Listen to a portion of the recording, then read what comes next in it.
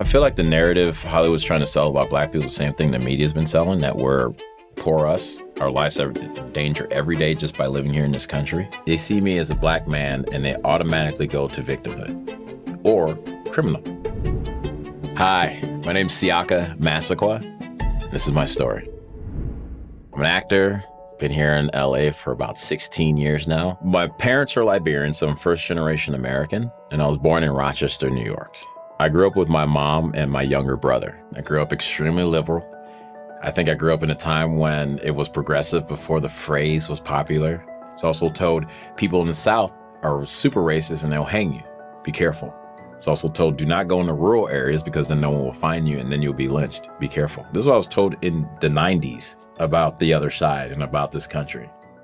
Cops will always act a certain way towards you. Be careful. I took this one class called Black Action Theater. I found that when I started doing the work in that class, it was the only thing that I ever did where I enjoyed the process just as much as the final product. When I got into this class and he had us writing scripts and he had us handing out our scripts and then other people perform it and then you get a script at the moment and I'm like, well, how quickly can I get into this character? Like I just really found a passion for the process of it. It was an opportunity not only just to tell stories, but to tell stories at a big level, you know, where you know it's going to reach and touch a lot of different people.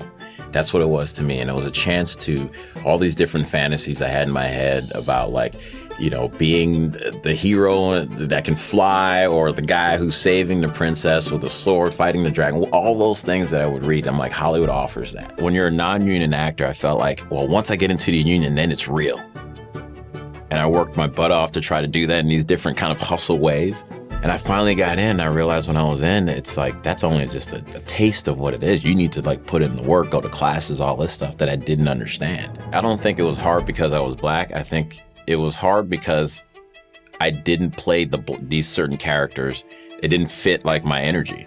Hollywood is probably the most racist place that I've ever experienced. Early agents that I would have was, oh, you ever think about being a bad guy? You should hip hop it up more. What am I like slowly losing in my heart every time I go in for these parts, every time I cater to how they want me to be in this, what I find very bigoted approach.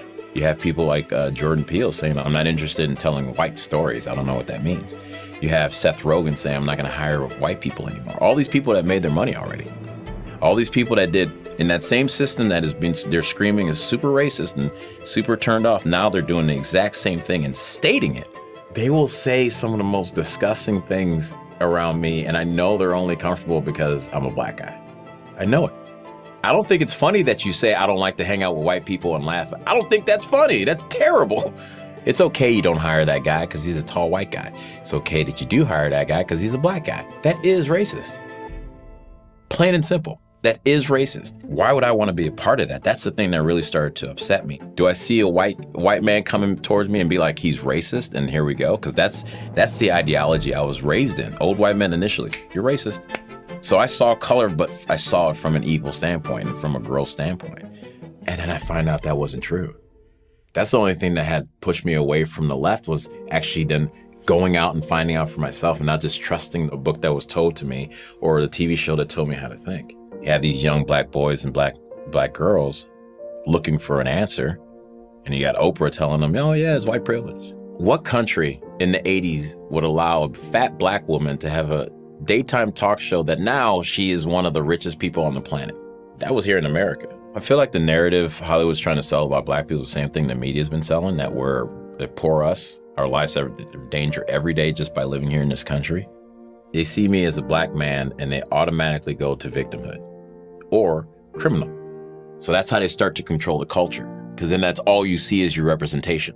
Then you have social media doubling down on it. Then you have the news doubling down on it. So you give them the entertainment so they can relate from it from an emotional standpoint. Then you do it in social media and news media where you give them like, look at the real life stuff. It's happening here. We're gonna censor out when it happens to anyone else and only show you this thing. So now it connects with that movie you watched, right? Nothing's changed since the civil rights movement.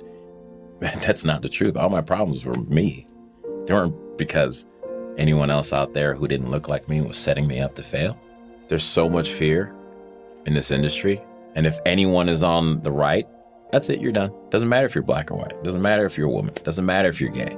I have been removed from this and from a couple projects, and I've seen friends be removed from projects. So people keep their mouth shut. For me, the fear was there too, but to keep my mouth shut so I can maybe get a job saying 3 or 4 lines on a co-star, like, it doesn't add up anymore. I would say, if there be a call to action for anyone in Hollywood, anyone who may be watching this, it's ask yourself what really matters in your heart. We have a chance to be different.